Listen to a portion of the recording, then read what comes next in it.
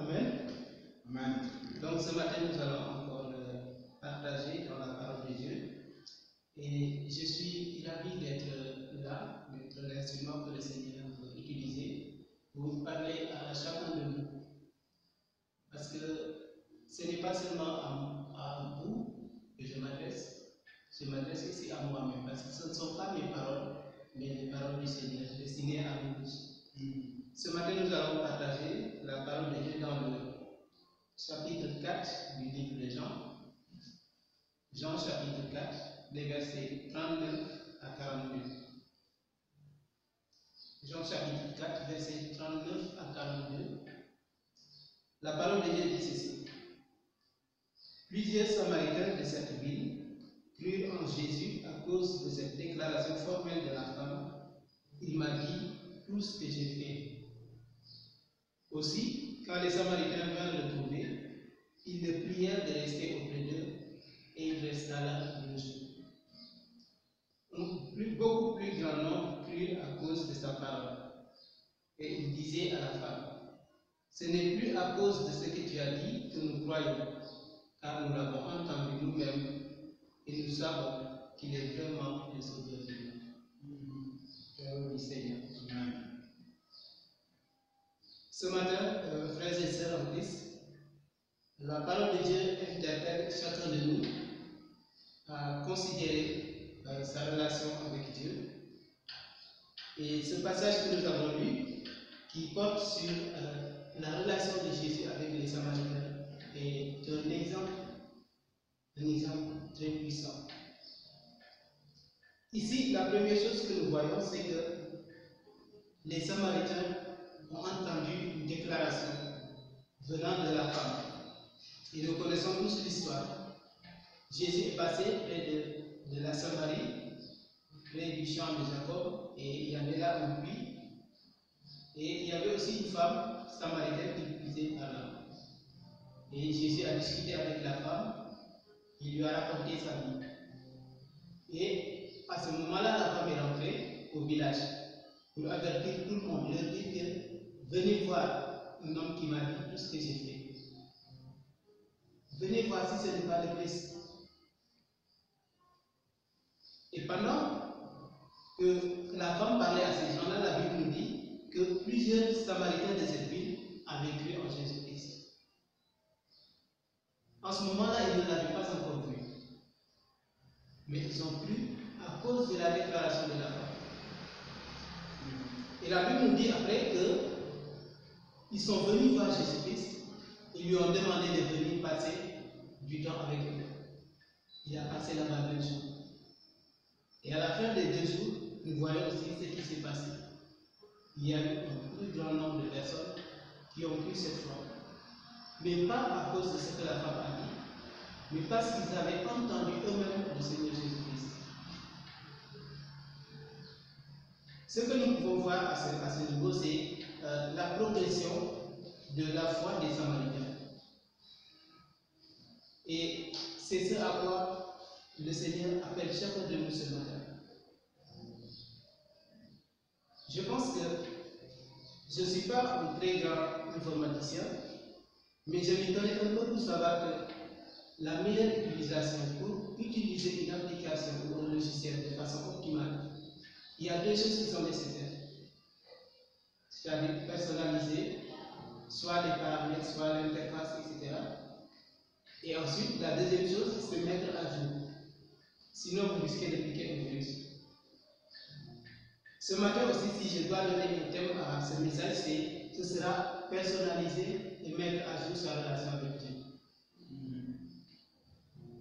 Notre relation avec Dieu doit être une relation personnelle et doit être une relation qui soit à jour, qui évolue avec le temps.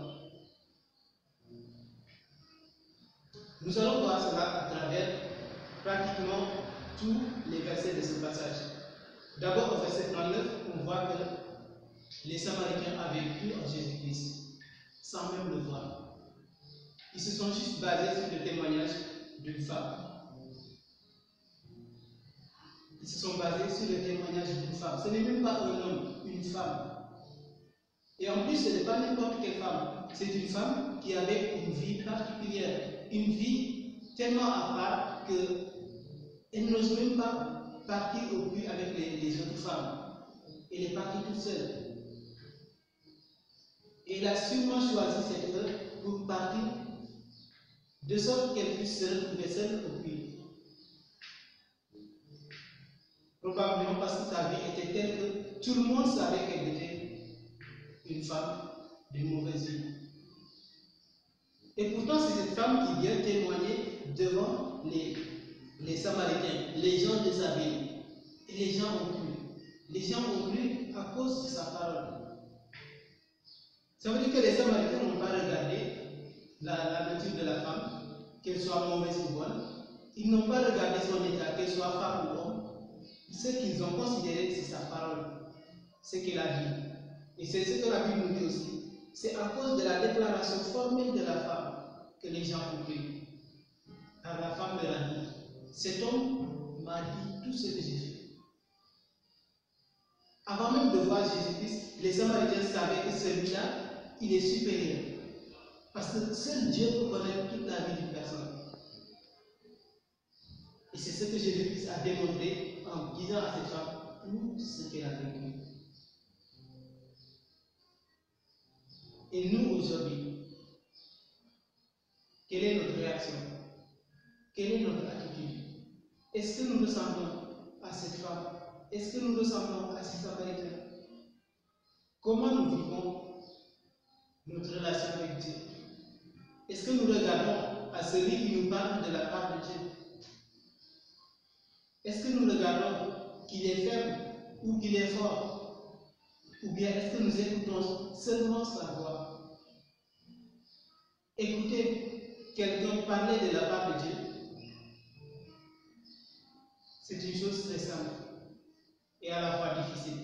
Parce que beaucoup d'entre nous aujourd'hui, quand ils sont devant un pasteur, devant des prêtres, ou n'importe qui vous parle de la part de Dieu, qui vous annonce la parole de Dieu, vous avez tendance à penser à son passé, à penser à ce qu'il a laissé derrière lui, à la maison, comment il vit, qu'est-ce qu'il m'a dit hier, qu'est-ce qu'il m'a fait hier.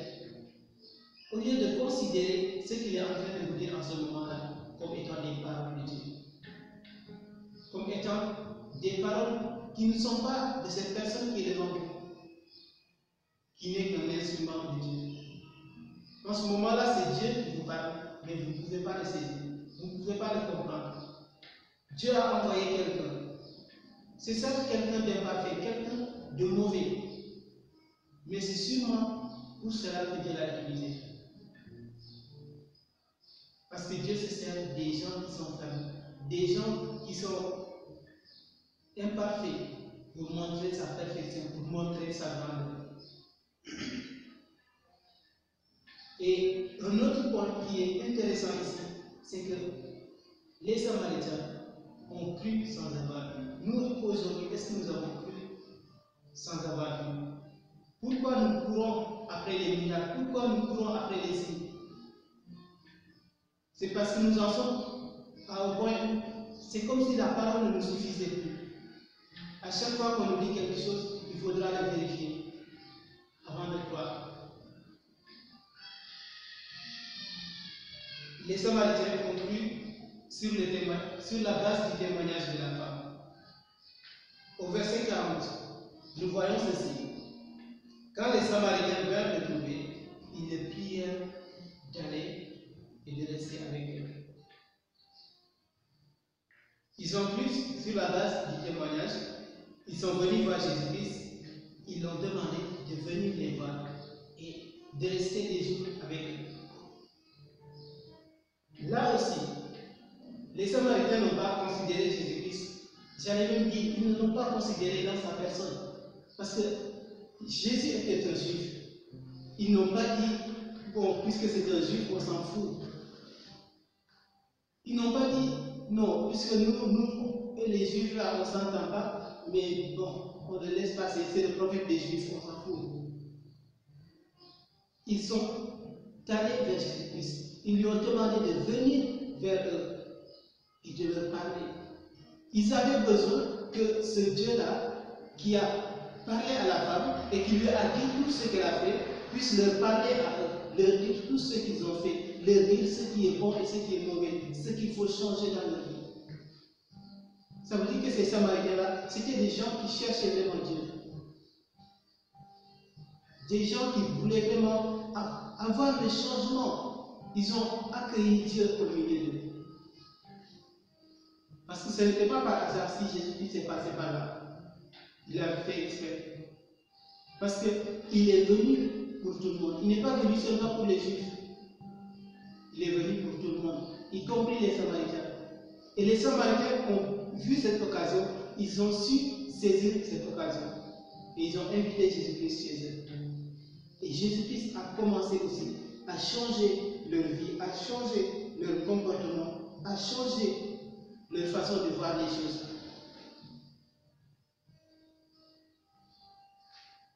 Si nous considérons cette situation avec les Samaritains, on voit là aussi que tout ce qu'ils voyaient en Jésus-Christ, c'est son statut en tant que sauveur du monde.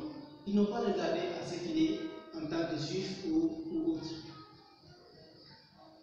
Et dans le même temps, on voit des gens, c'est-à-dire des juifs, qui avaient Jésus-Christ, qui était le sauveur du monde, qui était né et qui a grandi parmi eux, mais qui ne voulaient rien de lui, qui passaient tout leur temps à le critiquer, qui passaient tout leur temps à lui poser des pièges. Et pourtant, on voit des gens qui sont considérés, qui sont minimisés, les Samaritains, qui accueillent Jésus-Christ, qui sont ravis de le recevoir. Et cela nous fait penser à notre vie actuelle et à nous autres chrétiens, à nous autres croyants en Jésus-Christ. Au moment où les autres ont besoin de Jésus-Christ, au moment où les autres ont besoin de Dieu et les recherchent activement, nous qui sommes déjà en Jésus-Christ, nous avons tendance à nous lâcher. Nous avons tendance à faire comme bon nous semble et à ne plus considérer notre relation, à ne plus travailler à notre relation. Nous nous pensons souvent suffisants. Nous pensons que nous savons tout. Et à chaque fois que le pasteur me parle, j'ai l'impression que, bon, il me rappelle tout ça parce que je le savais déjà. Alors qu'il ne doit pas en être ainsi. Parce que nous ne savons pas. Et nous avons toujours besoin de Dieu pour nous enseigner. Nous avons toujours besoin de ces hommes que Dieu utilise pour nous inspirer, pour nous parler, nous corriger, nous mettre à jour si vous voulez.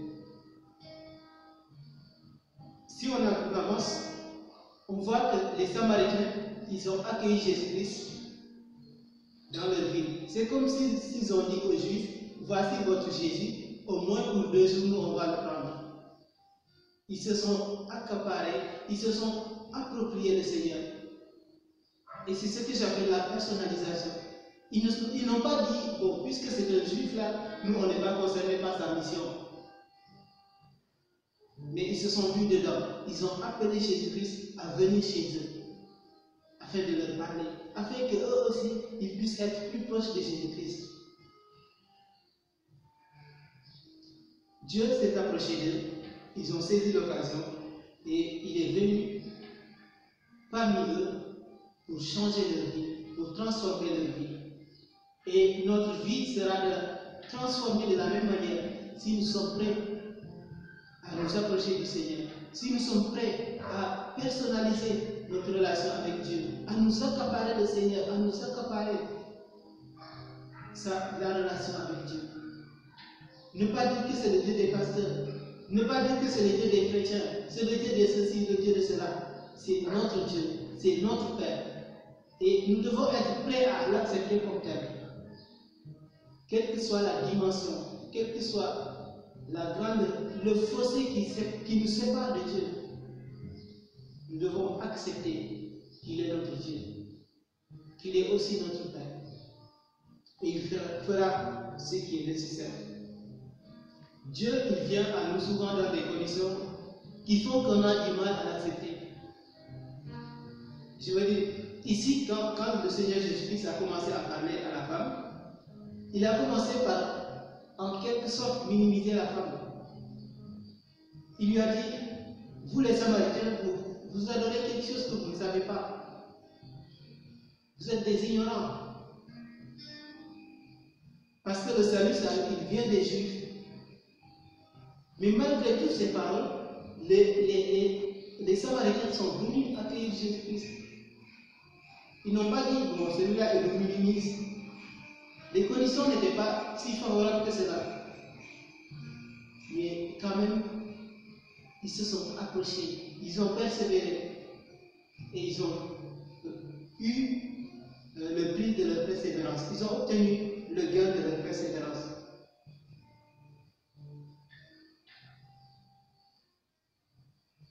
Si nous voyons entre les Juifs et les Samaritains, et c'est un peu ce qui se passe aujourd'hui, les Juifs, ils avaient la meilleure religion. Le salut venait des Juifs. Jésus-Christ était né parmi eux. Mais les Samaritains avaient le meilleur cœur. Les Juifs avaient la meilleure religion, mais les Samaritains avaient le meilleur cœur. Et aujourd'hui, il y a beaucoup de gens qui ont une bonne religion, beaucoup de gens qui aiment la prière, beaucoup de gens qui aiment les jeunes, beaucoup de gens qui aiment l'église, qui font beaucoup de prières. Beaucoup de gens qui aiment les règles religieuses et d'ailleurs qui les observent d'une façon particulière. Mais pour lesquels il y a beaucoup d'hypocrisie aussi. Et ce que Dieu attend de nous, ce sont ces gens-là qui ont vraiment un bon cœur et non pas des gens qui sont vraiment religieux.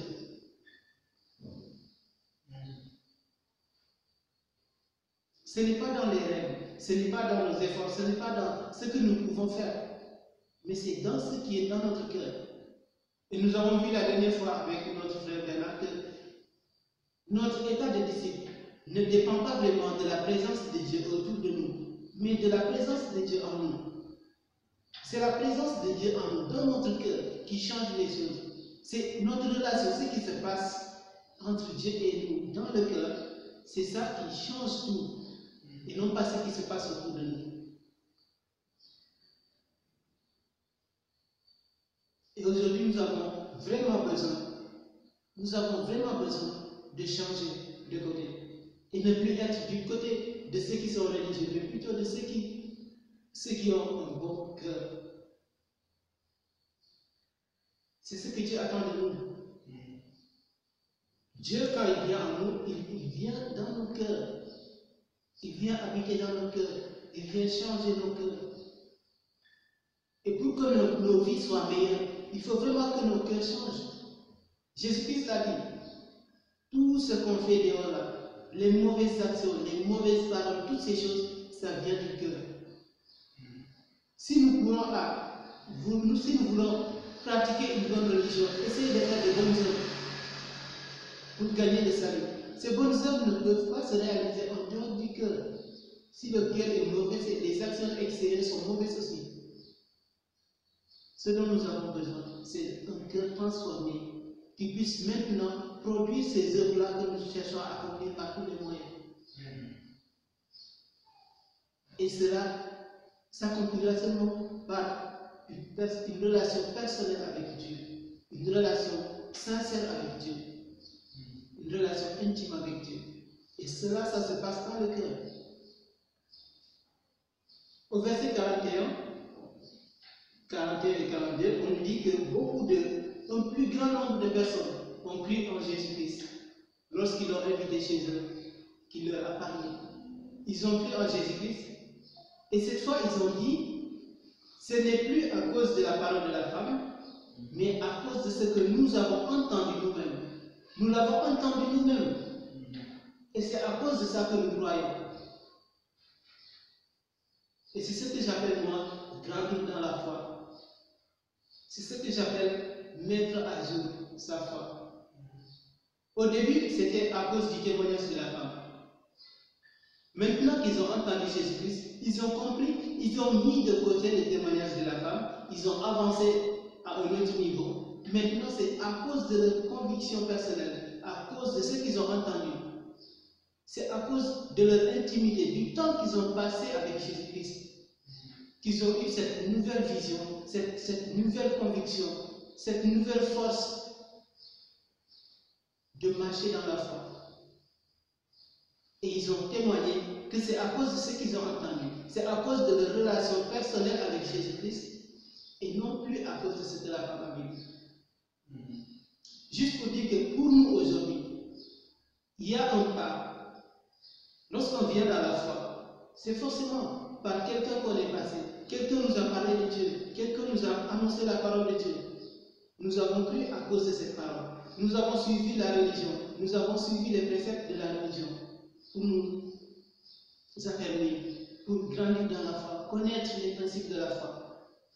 Mais il y a un moment où on doit dépasser ce stade d'observateur de la loi et entrer dans une relation personnelle avec Dieu.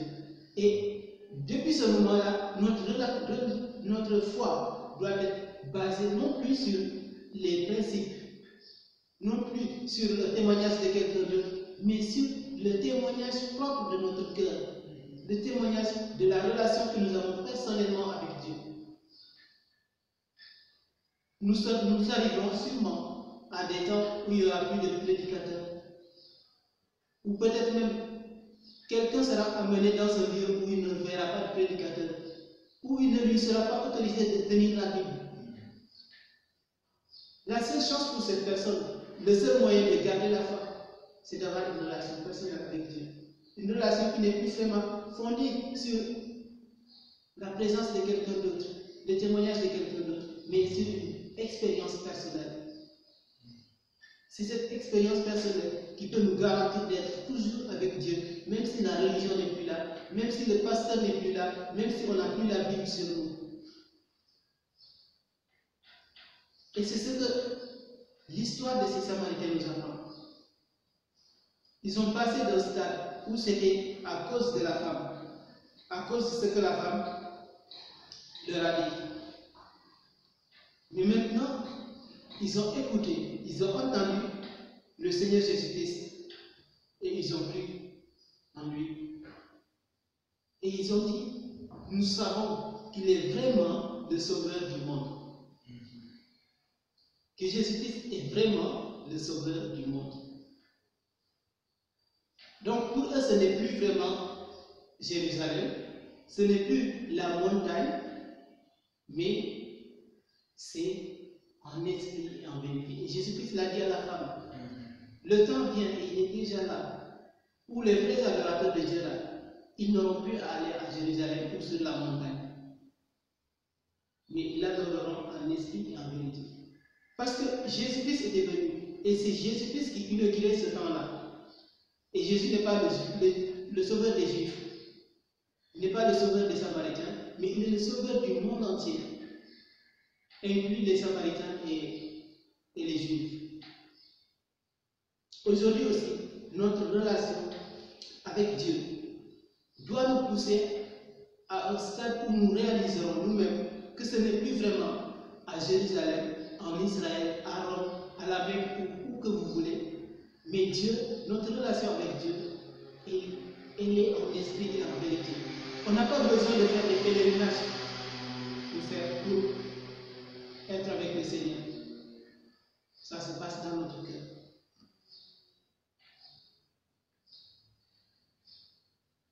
Aujourd'hui, ce que chacun de nous est appelé à faire, c'est de reconsidérer sa situation, de reconsidérer sa foi, les bases de notre foi, et même la progression de notre foi. À quel stade en sommes-nous? Est-ce que nous sommes toujours basés sur le témoignage de quelqu'un? Ou bien nous croyons toujours à cette observation rigoureuse des principes, des lois? Ou bien nous avons une relation personnelle avec Dieu?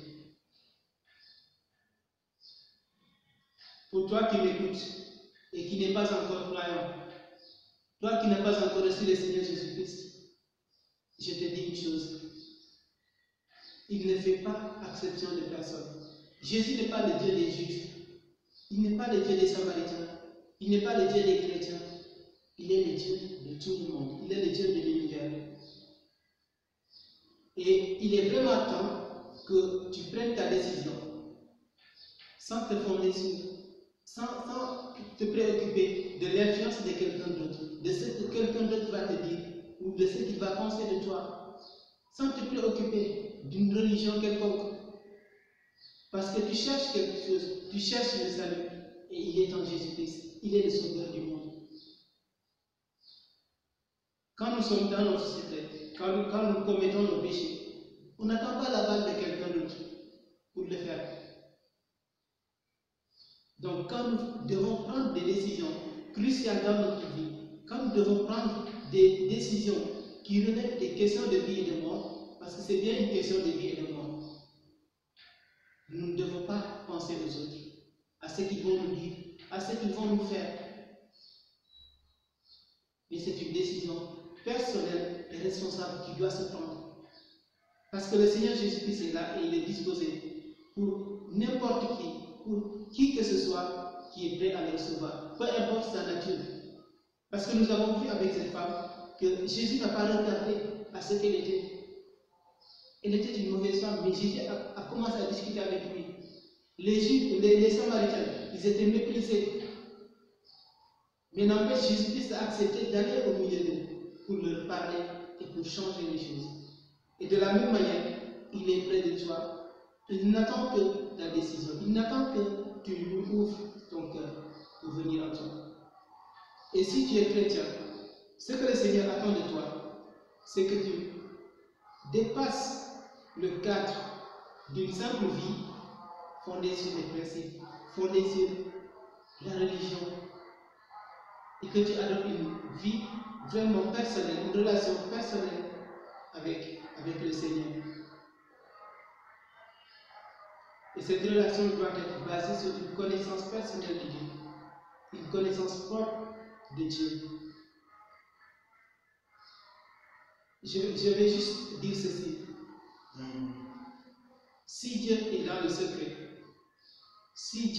secret, il vaut mieux pour nous faire les bonnes œuvres dans le secret et faire les mauvaises choses en public que l'inverse. Si nous voulons avoir une relation personnelle avec Dieu, nous devons penser à cela. Au lieu d'aller dehors et montrer des bonnes œuvres là-bas, devant tout le monde, alors que dans le secret, là où nous sommes avec Dieu, nos actions sont mauvaises. Nous devions renverser les choses. Et dans le secret, avec Dieu, montrer de bonnes œuvres. Et si on doit montrer de mauvaises œuvres devant les hommes, tant mieux. C'est mieux que de montrer de bonnes œuvres devant les hommes et montrer de mauvaises œuvres devant Dieu. Et Dieu attend de nous aujourd'hui ce changement. Dieu attend de nous cette relation renouvelée et plus personnelle avec lui. Que Dieu vous bénisse. Que Dieu bénisse sa parole. Amen.